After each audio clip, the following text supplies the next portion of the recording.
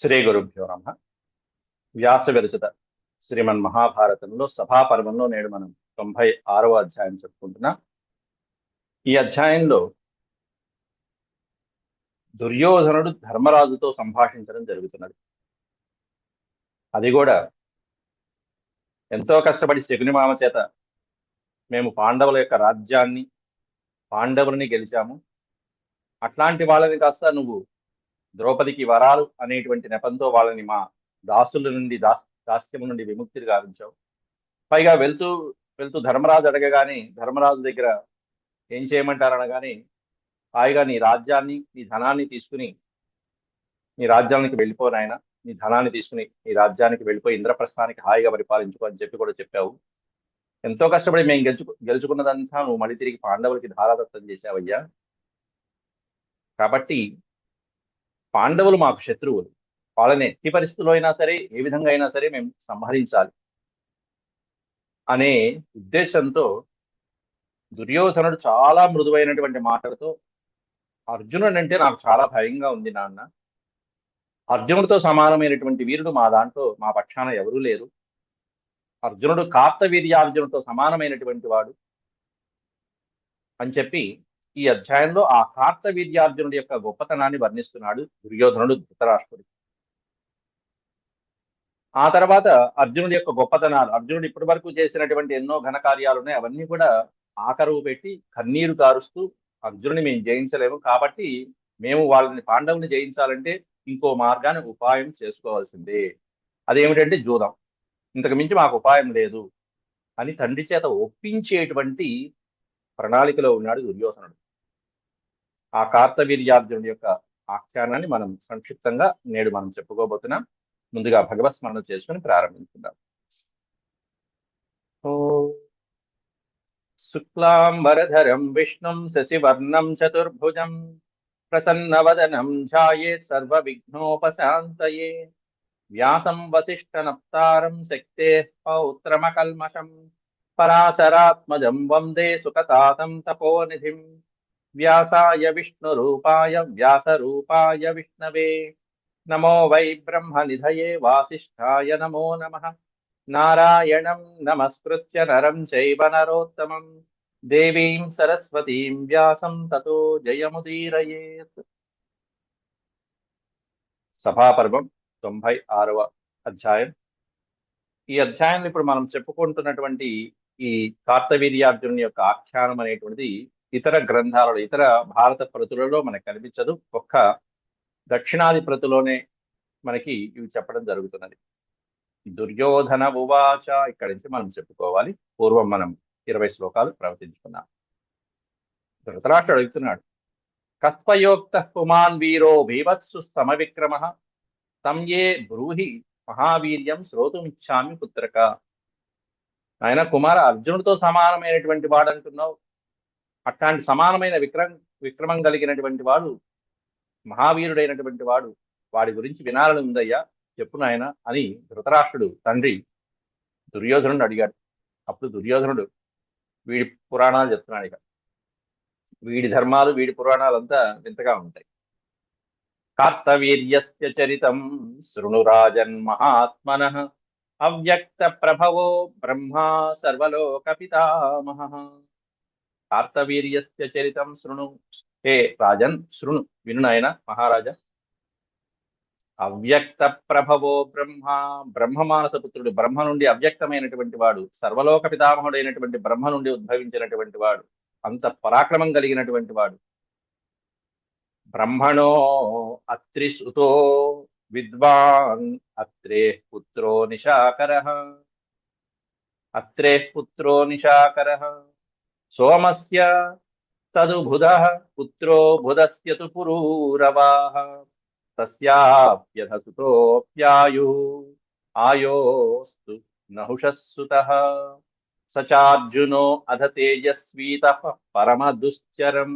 ఇంతవరకు ఆ కార్తవీర్యార్జునుడి యొక్క ఉత్పత్తి చెప్తున్నాడు.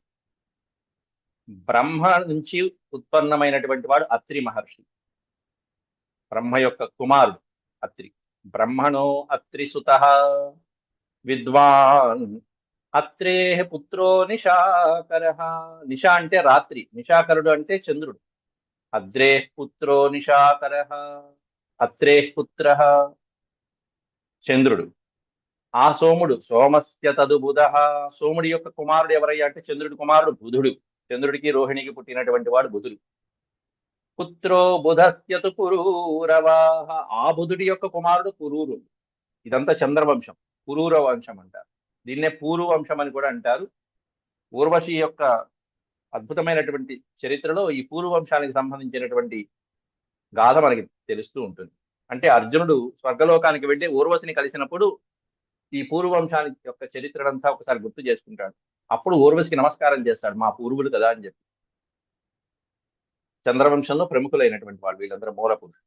తస్యాప్యధసుతో యాయు, తస్యాపి అధసుత ఆయు. ఆ పురూరుడి కుమారుడు ఆయువు అనేటువంటి వాడు. ఆయోస్తు నహుషస్సుత. ఆయు యొక్క కుమారుడి పేరు నహుషుడు. నహుష ప్రశ్నలు అని మనకు వస్తాయి వచ్చే పర్వంలో, అరణ్య పర్వంలో. నహుషుడు అనేటువంటి వాడు ఒక పెద్ద భయంకరమైనటువంటి సర్పమాకారం. నహుషుడు అంటే పెద్ద బ్రహ్మాండమైనటువంటి రాజు. ఆ నహుషుడే ఇంద్ర పదవిని కూడా అలంకరించాడు. ఆ ఇంద్ర పదవిని అలంకరించి సప్తర్షుల్ని అవమానించిన కారణంతో భయంకరమైన విషసర్పంగా పుట్టినటువంటి వాడు. 10,000 ఏనుగుల బలం కలిగినటువంటి వాడు. అట్లాంటి ఆ నహుషుడు భీమసేనుడిని చుట్టి పారేస్తాడు. భీమసేనుడు కదలలేనటువంటి స్థితిలో ఉంటాడు. ధర్మరాజు వచ్చి ఆ నహుషుడు అడిగినటువంటి ప్రశ్నలకు సమాధానాలు చెప్పాక అప్పుడు భీముణ్ణి వదులుతాడు నహుషుడు.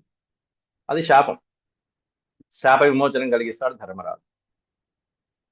అట్లా ఆయువు యొక్క కుమారుడైనటువంటి వాడు నహుషస్సుత. అట్లాంటి నహుషుడికి సచార్జునోధ తేజస్వీ తపఃపరమ దుశ్చరం. అటువంటి నహుషుని యొక్క సుతుడు కుమారుడు అర్జునుడు, కార్తవీర్యార్జునుడు. తేజస్వి అయినటువంటి వాడు, అద్భుతమైనటువంటి తపస్సు చేసినటువంటి వాడు.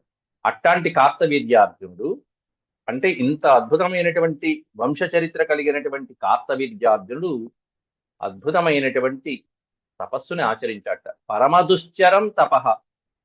ఎవరి గురించి తపస్సు చేశాడు, ఎవరి అనుగ్రహం పొందాడు వర్ణిస్తున్నారు తర్వాత. దత్తం ఆరాధయామాస సోర్జునో అత్రిసుతం మునిం. అత్రిసుతం మునిం. అత్రి మహర్షికి పుట్టినటువంటి కుమారుడిగా జన్మించినటువంటి త్రిమూర్తుల యొక్క శక్తి స్వరూపమైనటువంటి దత్తాత్రేయ స్వామి వారిని ఆరాధించాడు కార్తవీర్యార్జునుడు. అత్రి అనసూయలకి పుట్టినటువంటి వాడు.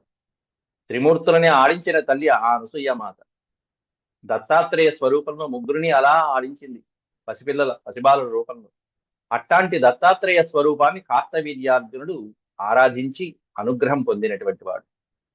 తస్య దత్తో వరాన్ ప్రాదాత్ చతురః పార్థివస్య వై. చతురః పార్థివస్య. అటువంటి దత్తుడి దగ్గర నుంచి, దత్తాత్రేయ స్వామి వారి నుంచి అద్భుతమైనటువంటి వరాలు పొందాడు ఈ కార్తవీర్యార్జునుడు. ఉన్నటువంటి పరాక్రమం సరిపోనట్టుగా ఉన్న 2 బాహువులకి అతనికి నిజంగానే బాహువులు లేవు. పుట్టడమే అలా జన్మించినటువంటి విధంగా ఆ ఆకారం సరిగ్గా లేకపోవడంతో దానికి బాధపడి తపన పడిపోయి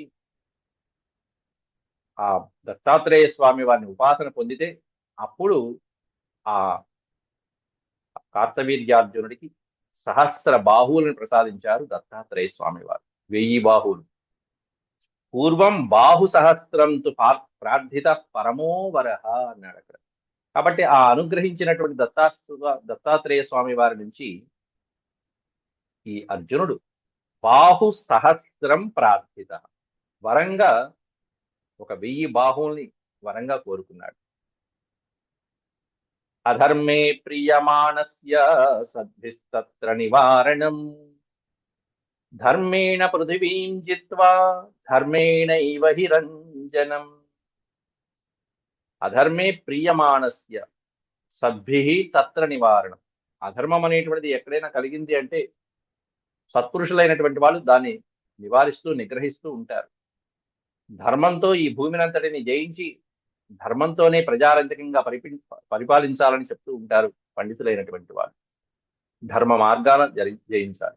ధర్మ మార్గాన జయించాలంటే యుద్ధము, వీరత్వము, పరాక్రమం ఉండాలి. ఆ పరాక్రమం కావాలంటే ఇదిగో సహస్ర బాహువులు ఉపయోగపడతాయి. కాబట్టి సంగ్రామంలో రాజునందరిని జయించి మొత్తం భూమండలాన్ని తానొక్కడే పరిపాలించాలని నిశ్చయించుకుని అదే విధంగా చేశాడు అర్జునుడు. సంగ్రామాన్ సుబహూన్ కృత్వా హత్వాచారీన్ సహస్రశః. సంగ్రామాలు, ఎన్నో సంగ్రామాలు, ఎన్నో యుద్ధాలు చేసి చేసి చేసి ఎన్నో చేసి తనకి వ్యతిరేకులైనటువంటి రాజుల్ని సంహరించి సంగ్రామే యతమానస్య వధశ్చైవాధికాద్రణైః. తనకి భిన్నమైనటువంటి వాళ్ళు, తనకి లొంగనటువంటి వాళ్ళందరినీ సంహరించుకుంటూ వచ్చాడు తన పరాక్రమంతో అర్జునుడు. తస్య బాహు సహస్రం తు యుధ్యత కిల భారత. యుధ్యత సహస్రబాహు, 1000 బాహువుల ఉపయోగం చేస్తూ వారితో ప్రయోగిస్తూ అన్ని చేతులతోనూ అన్ని రకాలైనటువంటి శరములని ధరించి అన్ని శరములతో అన్ని రకాలుగా అన్ని దిక్కుల నుండి యుద్ధం చేస్తూ రథోధ్వజస్య సంజజ్ఞ ఇత్యేవం మే శృతం పర. సహస్రబాహువులే కాకుండా దివ్యమైనటువంటి ఒక రథాన్ని పొందాడు, అత్యద్భుతమైనటువంటి ఒక ధ్వజాన్ని కూడా పొందాడు దత్తాత్రేయుల వారి యొక్క వరప్రసాదంతో. ఆ రథంతో, ఈ బాహువులతో, ఈ అద్భుతమైనటువంటి ధ్వజంతో అన్ని విజయాలే, సమస్త యుద్ధాలలోనూ విజయాన్ని సాధించుకుంటూ వస్తున్నాడు అర్జునుడు. తథేయం పృథివీ రాజం సప్తద్వీపా తపస్తన సపత్తన సముద్రాకరాతాత విధినా ఉగ్రేణ వైజిత.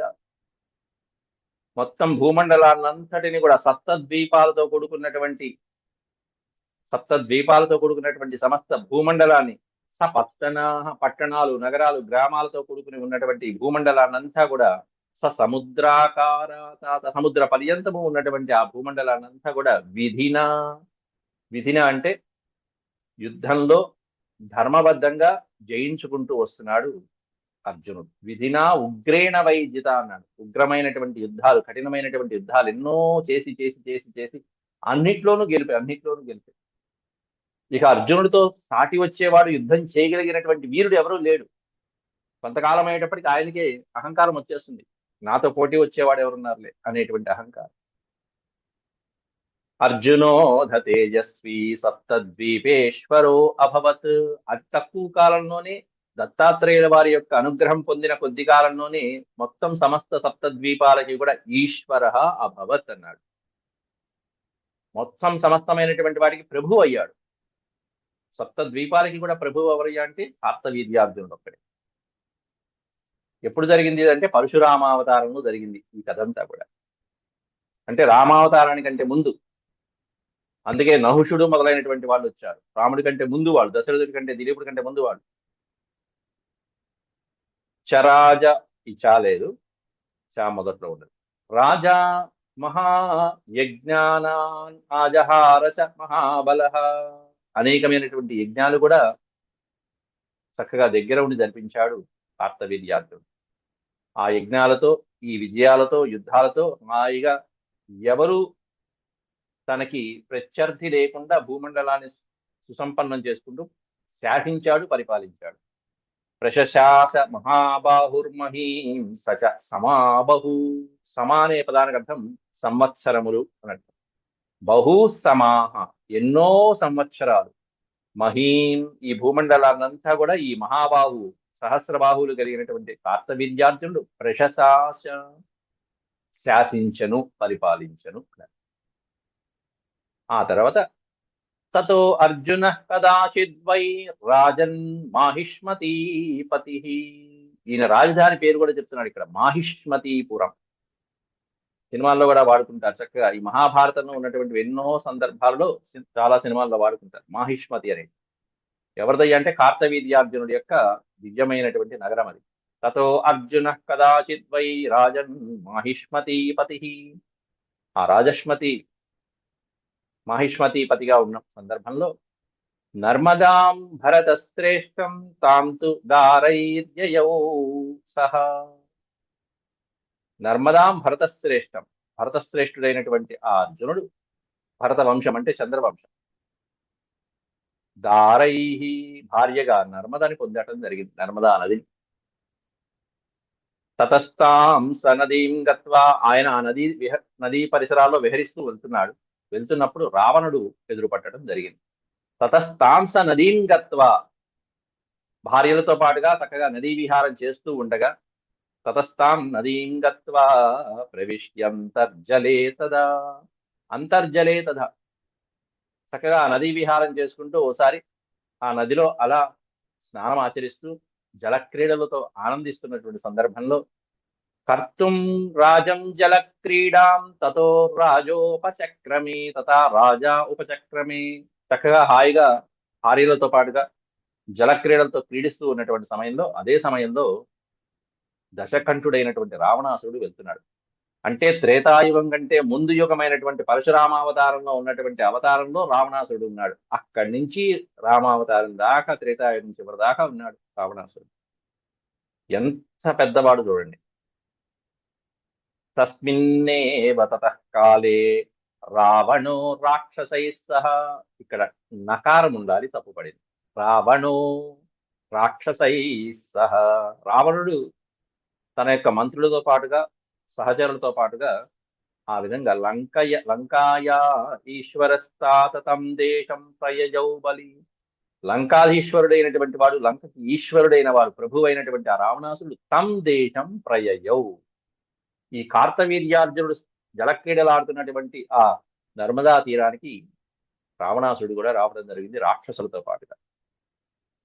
తం దేశం ప్రయయౌ బలి, బలవంతుడైనటువంటి రావణాసురుడు. తతస్తమర్జునం దృష్ట్వా నర్మదాయాం దశాననః, నర్మదాలో స్నానం చేస్తున్నటువంటి ఆ అర్జునుణ్ణి చూసి దశాననుడు, రావణాసురుడు, దశ ఆననము, ఆననము అంటే ముఖము, 10 ముఖములు కలిగిన వాడు, నిత్యం క్రోధ పరో ధీరో వరదానేన మోహితః, అప్పుడే రావణాసురుడు మంచి యువకుడుగా ఉన్నాడు, పైగా వరదానంలో మోహితుడై ఉన్నాడు. బ్రహ్మదేవుడి దగ్గర వరాలు పొందుకుని, ఎన్నో వరాలు పొంది చక్కగా కుంభకర్ణుడు, రావణాసురుడు, విభీషణుడు, విభీషణుడు సరే ధర్మాత్ముడు, కుంభకర్ణుడు సరే నిద్రపోతూనే ఉన్నాడు. ఈ వరం ఉంది అనేటువంటి గర్వంతో, మోహంలో కొట్టుకుమిట్టే విపరీతమైనటువంటి పరాక్రమాన్ని ప్రదర్శిస్తూ, కోపంతో తనకు అడ్డొచ్చినటువంటి వాళ్ళని అందరినీ జయించాలనేటువంటి ఉత్సాహంలో ఉన్నాడు ఓ పక్కన రావణాసురుడు. ఈయనకి వరాలు ఉన్నాయి, దత్తాత్రేయ స్వామి యొక్క వరాలు, ఆ రావణాసురుడికి బ్రహ్మదేవుడి యొక్క వరం ఉంది. అట్లాంటి వాళ్ళిద్దరూ ఎదురుబుదురయ్యారు. అభ్యధావత్సు సంక్రుద్ధో మహేంద్రం శంబరో యదా, మహేంద్రుడు శంబరాసురుడు, మహేంద్రం శంబరో యదా, శంబరాసురుడు మహేంద్రుని ఢీకొన్నట్టుగా, అభ్యధావత్సు సంక్రుద్ధ, లంకేశ్వరుడైనటువంటి రావణాసురుడు శంబరాసురుడు మహేంద్రుని ఢీకొన్నట్టుగా, ఈ అసురుడు శంబరాసురుడు కాకుండా రావణాసురుడు, ఈ రావణాసురుడు మహేంద్రుడి కంటే పరాక్రమవంతుడైనటువంటి కార్తవీర్యార్జునుని ఢీకొట్టాడు. అర్జునోప్యధ తం దృష్ట్వా రావణం ప్రత్యవారయత్, రావణాసురుని నిరోధించాడు, నిగ్రహించేశాడు అర్జునుడితో తన యొక్క పరాక్రమంతో. వాళ్ళిద్దరి మధ్యలో యుద్ధం కూడా జరిగింది. తతస్థౌ చక్రతుర్యుద్ధం రావణశ్చార్జునశ్చ వై, వారిద్దరి మధ్యలో భీకరమైనటువంటి సంగ్రామం జరిగితే, దాంట్లో తతస్థు దుర్జయం వీరం వరదానేన దర్పితం, రాక్షసేంద్రం మనుష్యేంద్రో జిత్వా భద్వా రణే బలాత్, మంచి వరం ఉంది కదా అని చెప్పి అహంకారంతో ఉన్నటువంటి రావణాసురుణ్ణి దర్పించినటువంటి, పొగరెక్కినటువంటి రావణాసురుణ్ణి, దుర్జయుడైనటువంటి వాడు, రావణాసురుడు తక్కువ వాడేం కాదు, ఓ పక్కన పొగరుతో ఉన్నాడు, ఓ పక్కన వరదానంతో ఉన్నాడు, ఓ పక్కన వీరుడైనటువంటి వాడు, దుర్జయుడు, జయింపశక్యము కానటువంటి వాడు, ఎంతో కష్టంతో కానీ జయించలే. అట్లాంటి రాక్షసేంద్రుడైనటువంటి రావణాసురుణ్ణి మనుష్యేంద్ర జిత్వా, మనుష్యేంద్రుడైనటువంటి అర్జునుడు జయించి బంధించి, రణేవల, ఎందుకని బంధించగలిగాడు, ఎందుకని ఓడించగలిగాడంటే ఈయన మనుష్యేంద్రుడు. రావణాసుడికి ఈ ఈ మనుషుల వలన ఇబ్బంది ఉంది అని చెప్పి బ్రహ్మదేవుడి వరం కూడా ఉంది. బ్రహ్మదేవుడు ఎగ్జామ్షన్స్ లో వీడు కోరుకోవడంలో మనుషులు దేవుడు వాళ్ళు ఏం చేస్తారులే అనేటువంటి అహంకారంతో మనుషులు నుంచి మరణం తప్పేట్టుగా కోరుకోవాలి, మనుషులు నన్నేం చేయలే అనే దాంతో ఆ లిస్ట్ లో మనుషులు తప్పించేశాడు. కాబట్టి ఇక్కడ కార్తవీర్యార్జునుడి చేతిలోనే జయించబడ్డాడు. ఇంకా రాముడు ఇంకా అద్భుతం. కాబట్టి ఇక్ష్వాకు వంశంలో రాముడి కంటే ముందు రావణాసుని ఓడించినటువంటి వాడు కార్తవీర్యార్జునుడు. రాక్షసేంద్రం మనుష్యేంద్రో జిత్వా జయించడమే కాదు, వాడిని బంధించాట రావణాసుని. బద్ధ్వా రణే బలాత్. వాణ్ణి వాడి అనుచరుని మొత్తం వచ్చినటువంటి వాళ్ళందరినీ ఆ కార్తవీర్యాలను బంధించి మరీ అవతలి నానా రకాల ఇబ్బందులు పెట్టాడు. భద్వా ధనుర్జయ రాజన్ విష విష వివేషాధపురీం స్వకాం. ఆ రావణాసుడిని బంధించి చక్కగా రథానికి ఈడ్చుకుంటూ చక్కగా పురవీధుల్లో తిప్పుకుంటూ తన యొక్క పురంలో ఆనందంగా తిప్పుకుంటూ వెళ్ళాడు. ఏం పురం అది మనం చెప్పుకున్నాం, మాహిష్మతీపురంలో రావణాసుడిని ఊరేగింపుగా చక్కగా స్వాగతంగా తీసుకెళ్ళాడు. సతుతం బంధితం శ్రుత్వా పులస్త్యో రావణం తదా మోక్షయామాస బంధాద్వై పురే దృష్ట్వార్జునం తదా. అప్పుడు ఏమీ చేయలేక రావణాసుడు స్నేహం చేశాడు ఈ కార్తవీర్యార్జునుడితో. కాబట్టి బలవంతులైనటువంటి వాళ్ళతో ఎప్పుడూ స్నేహం చేయాలనేటువంటి అద్భుతమైనటువంటి రాజనీతిని ఉపయోగించేవాడు రావణాసుడు. ఇదే సన్నివేశం వాడి దగ్గర కూడా చేశాడు. ఒకటేంటంటే మానవులైనటువంటి కార్తవీర్యార్జునుడి దగ్గర చేశాడు, రెండవది ఏమన్నా వానరులైనటువంటి వాలి దగ్గర కూడా ముందే ఒక డోస్ పడింది, అద్భుతమైనటువంటి డోస్ పడింది. రాముడి దగ్గర, హనుమంతుడు, సుగ్రీవాదుల దగ్గరే కాకుండా ముందే ఒకసారి అనుభవం అయింది రావణాసురుడి యొక్క జీవితంలో. ఒకటి కార్తవీర్యార్జునుడి దగ్గర, రెండోది వాలి దగ్గరికి వెళ్ళి వాలిని కూడా రక్షించాడు. వాలి అయితే మరీ ఘోరం.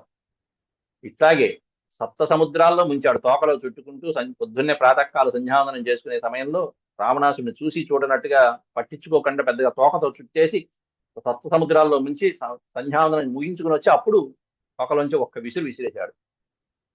అప్పుడు నాకంటే బలమైనటువంటి వాడు వాలి కాబట్టి ఇతనితో నేను యుద్ధం చెయ్యలేనని చెప్పి స్నేహం చేశాడు. నేను నీ జోలికి రాను, నువ్వు నా జోలికి రామా. అట్లాగే ఇక్కడ అంతే, కార్తవీర్యార్జునుని ఏమి చేయలేక చివరికి ఈయన మనుష్యేంద్రుడు, ఆయన ఏమన్నా వాలి పోతు వానరుడు, వీళ్ళిద్దరే చివరికి రావణాసుడి యొక్క లంకని మట్టుబెట్టింది. అట్లాంటి కార్తవీర్యార్జునుడు అద్భుతమైనటువంటి సముద్రం దగ్గరికి వెళ్ళి ఒకసారి సముద్రం దగ్గర తతః కదాచిత్ తేజస్వీ కార్తవీర్యార్జునో బలి సముద్ర తీరం గత్వాధ విరచన్ దర్పమోహిత. దర్పమోహిత అంటే మంచి గర్వంతో అహంకారంతో ఉన్నటువంటి కార్తవీర్యార్జునుడు మంచి యువకుడుగా ఉంటూ ఒకసారి సముద్ర తీరంలో విహరిస్తూ ఉన్నట్ట. కార్తవీర్యార్జునుడు మంచి తేజస్సుతో ఉన్నాడు. అవాకిరత్ సితశరై సముద్రం సతు భారత తం సముద్రో నమస్కృత్య కృతాంజలిరభాషత. ఆ సముద్రుడి దగ్గరికి వెళ్ళి అవాకిరత్ సితశరై, సిత అంటే తెల్లనైనటువంటి పదునైనటువంటి కొన్ని వందలాది శరములని సముద్రం మీద ప్రయోగించేటప్పటికి సముద్రుడు తట్టుకోలేక పైకి వచ్చి నమస్కారం చేశాట. సముద్రో నమస్కృత్య, సముద్రుడు నమస్కారం చేసి అంజలి ఘటించి వినయంగా ఈ కార్తవీర్యార్జునుడి దగ్గర తల వంచి నుంచున్నాడంటే కార్తవీర్యార్జునుడి యొక్క పరాక్రమం చూడండి ఎట్లా ఉంటుంది. అదే రాముడు పిలిస్తే వచ్చాడు సముద్రుడు, చాలా ఇది పరాక్రమం అంటే. రాముడి మానవావతారంలోనే ఉన్నాడు, కానీ వీళ్ళు వరాలను ఉపయోగించుకున్నాడు. రాముడికి వరాలు లేవు, ఆయనే స్వయంగా వరాలు ఇవ్వగలిగినటువంటి స్వామి శ్రీరామచంద్రుడు. అట్లాంటి ఆయన ఎటువంటి శక్తులు వాడకుండా ప్రయత్నించాడు. వీళ్ళందరూ వాళ్ళ వరాలని వాడుకుంటూ వాళ్ళ గర్వాలని అహంకారాన్ని ప్రదర్శిస్తూ ప్రకృతిని భయపెట్టినటువంటి వాడు. ఆశుగాన్ వీర మా ముంచ బ్రూహి కిం కరవాణితే. వెంటనే ఆ సముద్రుడు పరుగు పరుగున వచ్చి, అయ్యా మహానుభావ, మా ముంచ, ఆయన దయచేసి నీ ప్రయోగాలు నా మీద చేయమాకు. కిం కరవాణి బ్రూహి, ఏం చేయాలో చెప్పు, నేను అది చేసి పెడతాను. మదాశ్రయాన్ని సత్వాని, ఎందుకంటే లోపల సత్వాని అంటే ప్రాణులు, జీవులు. నన్ను ఆశ్రయించి సముద్రం లోపల ఎన్నో ప్రాణులు అలా జీవించి ఉన్నాయి. కాబట్టి నీ యొక్క శరములకి ఈ మంత్ర ప్రయోగమైనటువంటి అస్త్రాలకి అవి అల్లకల్లోలమైపోతాయి, జీవులన్నీ నశించిపోతాయి, నీరు ఇంకిపోతుంది. మదాశ్రయాన్ని, మత్ ఆశ్రయాన్ని, నన్ను ఆశ్రయించినటువంటి జీవులు ఎన్నో సముద్రంలో ఉన్నాయి. తద్విసృష్టైర్ మహేషుభి, నువ్వు ప్రయోగించేటువంటి గొప్ప గొప్ప ఈ అస్త్రాల వలన అవన్నీ నాశించిపోతాయి నాయన, అవన్నీ బాధించబడతాయి. నీకేం కావాలో చెప్పు. బాధ్యంతే రాజశార్దూల తేభ్యో దేహ్య అభయం విభో. తేభ్యో దేహి అభయం విభో, వాటికి అభయం ఇచ్చి నన్ను ఏం చేయమంటావో చెప్పు అని చెప్పి అంటున్నాడు. ఆ తర్వాత అర్జునుడు ఏమంటున్నాడు, ఆ తర్వాత అర్జునుడి సముద్రుడి మధ్యలో జరిగినటువంటి చిన్న సంభాషణ, ఇదంతా దుర్యోధనుడు ధర్మరాజుకి, ధృతరాష్ట్రుడికి, తండ్రి అయిన ధృతరాష్ట్రుడికి చెప్పడం జరుగుతుంది. అట్లాంటి కార్తవీర్యార్జునుడితో సమానమైనటువంటి వాడు అర్జునుడు నాన్న. అట్లాంటి అర్జునుడితో నేను పోరాడలేను, కాబట్టి మాకు యుద్ధం కాదు, మాయాజూదమే గతి. ఇంతకంటే దిక్కు మాకేదీ లేదు, కాబట్టి మాయాజూదానికి మళ్ళీ వాళ్ళని పిలిపించు అని చెప్పడం దుర్యోధనుడి యొక్క సారాంశం. వచ్చే భాగంలో, రేపటి భాగంలో మళ్ళీ మిగతా శ్లోకాలను మనం పఠించుకుందాం. అంతవరకు సెలవు. ఓం శాంతి శాంతి శాంతి. యదక్షరపద భ్రష్టం మాత్రాహీనం చ యద్భవేత్ తత్సర్వం క్షమ్యతాం దేవనారాయణ. నమోస్తే. సర్వం శ్రీకృష్ణార్పణమస్తు. హరి ఓం.